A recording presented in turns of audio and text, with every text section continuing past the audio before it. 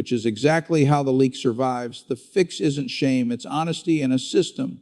If you haven't gone in the last 30 to 45 days, cancel and earn your way back into a new membership after you've proven consistency with free options like walking, home workouts, resistance bands, basic dumbbells, community center classes, or even just a regular schedule of movement you can stick to, because the best fitness plan is the one you'll actually do, and the best financial plan is the one you'll actually maintain. Fifth, buying cheap items that break and force you into repeat purchases, which is what I call the replacement trap, because the sticker price can lie. A cheaper pair of work shoes that falls apart every few months isn't cheaper. It's just a payment plan for frustration, discomfort, and ongoing spending. And the same pattern happens with cookware, tools, small appliances, cables, tires, and household basics. When something is used constantly, quality matters, and buying the lowest cost version often creates a cycle where you repeatedly pay for the same function without ever owning a reliable version. So the smarter approach is to prioritize the items you use the most, save for durability, buy quality used, look for sales, or choose reputable refurbished options, because stability is a form of wealth too. Fewer breakdowns, fewer surprise purchases, less time wasted, and less stress. Sixth, convenience store spending, snacks, drinks, quick meals, and daily little stops, because this is the most common example of how people misjudge their money. The purchases feel small, so they don't trigger concern, but the frequency makes them massive. And on top of that, you're paying convenience.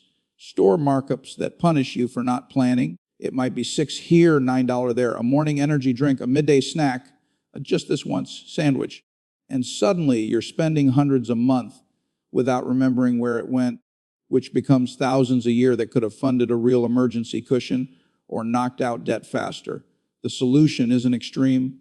It's simple planning. Make coffee at home, keep a water bottle with you, buy snacks in bulk at a grocery store, pack something small before you leave, keep a backup in your car or bag, and treat convenience stores like what they should be, an occasional emergency stop, not a routine.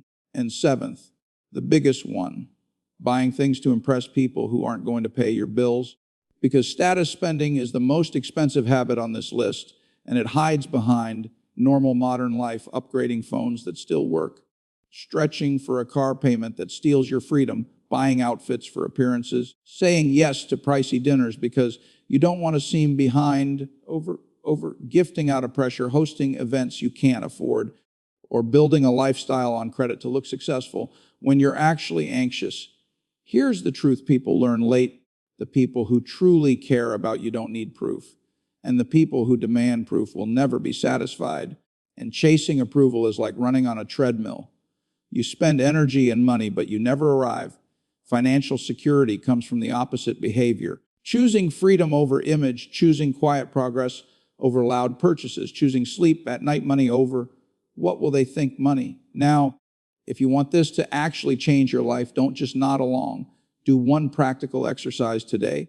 Pull up the last 90 days of bank and card statements and highlight anything that repeats subscriptions, memberships, small daily stops, ad on insurance, impulse shopping, then pick one leak and close it this week. Cancel the unused membership, remove the ad on policy. Decide that the next big purchase must be used or delayed. Replace convenience store stops with a simple routine. And then automate the money you just freed up so it doesn't vanish into other spending. Set an automatic transfer the day after payday into a savings account, an emergency fund, retirement account, or extra debt payment. Because wealth is built less by big dramatic moments and more by boring decisions repeated consistently. You can earn a great income and still be broke if everything leaks out. And you can earn a modest income and still build real stability if you protect what you keep. So if you're over 40 or 50 and time suddenly feels faster, let that be your wake-up call. The next decade will pass, whether you plan or not, and the purchases you treat as no big deal are quietly voting for the life you'll live later, one of stress and dependence, or one of control and options. So choose one change today, not next week, and let your money start working for you instead of disappearing. Most people assume they're struggling because they don't make enough money, but after watching how real households live for decades, I've learned something that sounds almost unfair. A lot of people don't stay broke because their paycheck is too small. They stay broke because of the quiet, normal-looking purchases that slowly drain their future, things that don't feel reckless.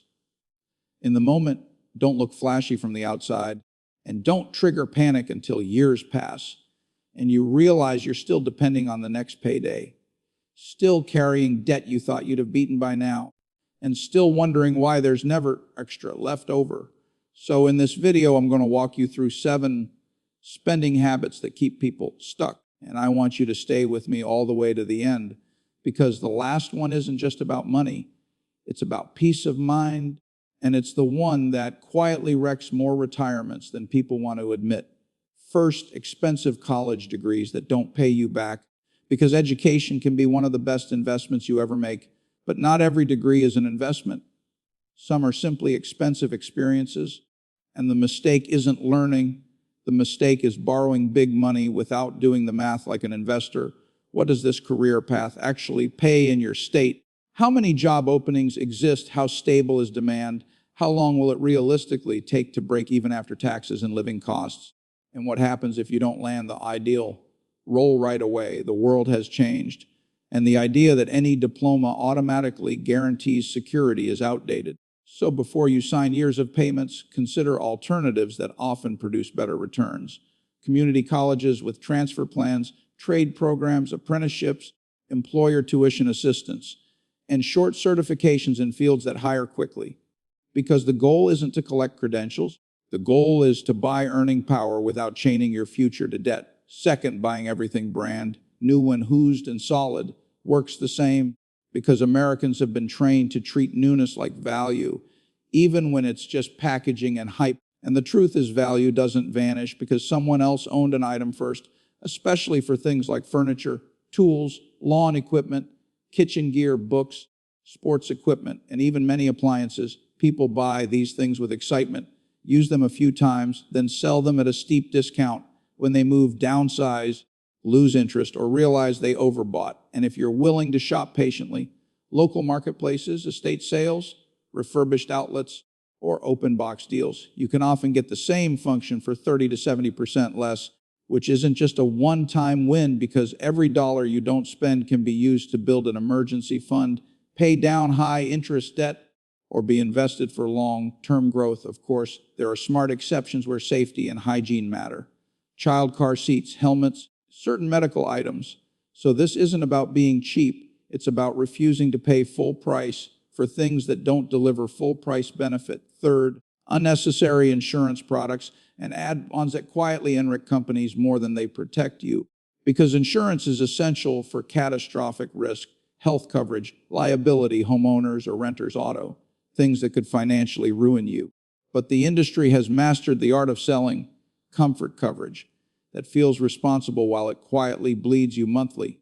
Extended warranties on electronics that statistically rarely pay out, phone protection plans that cost nearly as much as replacing the device over time, overlapping coverage between credit cards and existing policies, and small item protection that you could handle from savings if you plan for it. A simple rule helps. Insure what would crush you.